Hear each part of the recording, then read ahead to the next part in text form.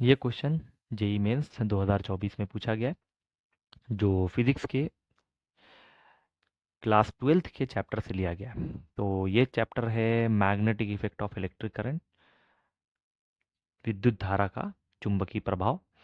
और ये एक बायो सेवर्ट के टॉपिक से सवाल पूछा गया था। तो और बायो सेवर्ट में बहुत सारे लॉस थे, जिसमें तार था और एक कुंडली भी थी। तो उसमें अगर देखा जाए तो इस सवाल में तार का एक सवाल दिया गया, जो कि एक इनफाइनाइट लंबा तार है। तो लिखा हुआ है कि दो long straight wire carry equal current in opposite direction as shown in figure. हमको फिगर में दिखाया हुआ है कि दो तार हैं और दोनों में धाराएं जो हैं विभिन्न दिशाओं में बह रही हैं। एक में ऊपर 10 एम्पियर बह रहा है, तो एक में नीचे 10 एम्पियर बह रहा है। तो the separation between the wire is 5 centimetre. अब इन दोनों के बीच की जो दूरी है वो है 5 सेंटीमीटर। ठीक है, वो है 5 सेंटीमीटर। तो पूछा है कि the magnitude of magnetic field at a point P Midway between the wire. अब ये वायर के बीच में है, तो अगर वायर के बीच में है तो ये डिस्टेंस कितनी आ जाएगी, यहाँ से 2.5 आ जाएगी सेंटीमीटर में। तो यहाँ से भी 2.5 आ जाएगी, तो हम इसकी डिस्टेंस आर बराबर लिख लेते हैं 2.5 सेंटीमीटर। अगर मीटर में चेंज करेंगे तो 2.5 इंटू 10⁻⁻² मीटर के बराबर। अब हमको पी पर पी पर मैग्नेटिक फील्ड पूछा है, जबकि पी मिडवे है between the wire is micro Tesla में पूछा गया। तो मैग्नेटिक फील्ड पी पर निकालना है और इसकी वैल्यू माइक्रो टेस्ला में कितना आएगा, और यहाँ पे हमारा वैल्यू भरना पड़ेगा। और ये एक इंटीजर वैल्यू हो सकती है। तो देखते हैं सवाल में आंसर क्या आता है। तो पहले क्वेश्चन को हिंदी में पढ़ते हैं। प्रदर्शित चित्र में दो लंबे सीधे तारों में समान धारा विपरीत दिशा में प्रवाहित हो रही है। तो दो धाराएं जो कि समान है, अलग अलग डायरेक्शन में बह रही हैं। तारों के बीच की दूरी 5 सेंटीमीटर है। तारों के मध्य एक बिंदु पी पर चुंबकीय क्षेत्र का परिमाण क्या होगा, जो कि माइक्रो टेस्ला में हमको निकालना है।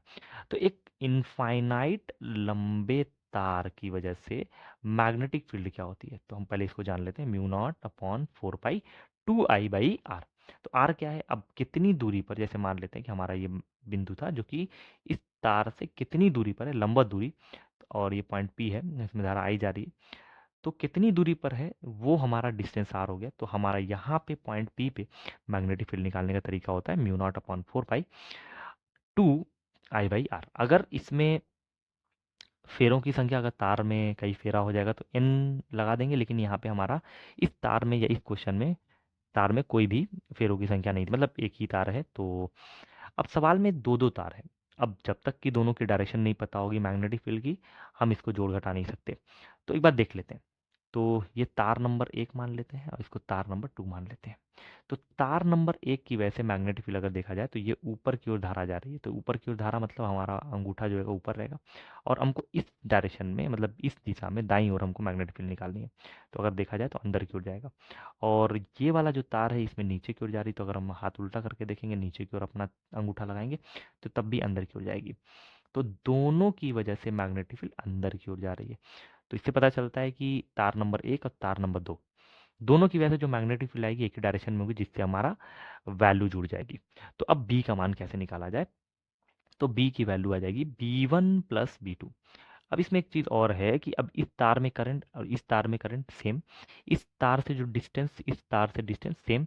अगर हम फॉर्मूला पढ़ते हैं तो μ0/4π2I/r, इसमें जो अननोन वैल्यूज थी वो आई और आर थी, और इस क्वेश्चन में आई और आर दोनों तारों के लिए सेम है। तो दोनों का मैग्नेटिक फील्ड सेम हो जाएगा। तो यहाँ से पता चल जाएगा कि B1 और B2 क्या हो जाएंगे, सेम हो जाएंगे। तो हमारा बी की वैल्यू 2 टाइम्स B1 आ जाएगी। मतलब कोई भी एक मैग्नेटिक फील्ड निकाल के 2 से मल्टीप्लाई कर देते हैं, तो हमारा आंसर क्या आ जाएगा, 2 टाइम्स। B1 का फॉर्मूला क्या आ जाएगा, मतलब किसी एक तार की वजह से मैग्नेटिक फील्ड निकाल लेते हैं इस बिंदु P पर। तो फॉर्मूला लिख लेते हैं μ0/4π2I/r। तो 2 इंटू 10⁻⁻7 इंटू 2 इंटू आई। तो आई की वैल्यू हमारा क्वेश्चन में दिया हुआ है कितना है, या फिर फिगर में बना था 10 एम्पियर अपॉन आर है। तो अपॉन में आर, आर कितना है, 2.5 इंटू 10⁻⁻2 के बराबर। 2.5 से अगर हम 10 को काट देंगे 4 बार में, 4 दूना 8, 8 दूना 16, तो हो जाएगा 16 इंटू 10⁻⁻5, क्योंकि ये ऊपर जाएगा 10⁻⁻5 कर देगा, और ये टेस्ला हो जाएगा।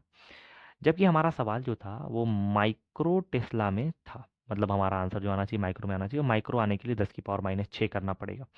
अगर हम इसमें 10⁻6 करेंगे तो यहाँ पे एक जीरो और बढ़ जाएगा, तो बी की वैल्यू कितनी हो जाएगी 160 इंटू 10⁻6 टेस्ला, और बी की वैल्यू हमारी आ जाएगी 160। हम 10⁻6 को माइक्रो बोल सकते हैं, माइक्रो टेस्ला।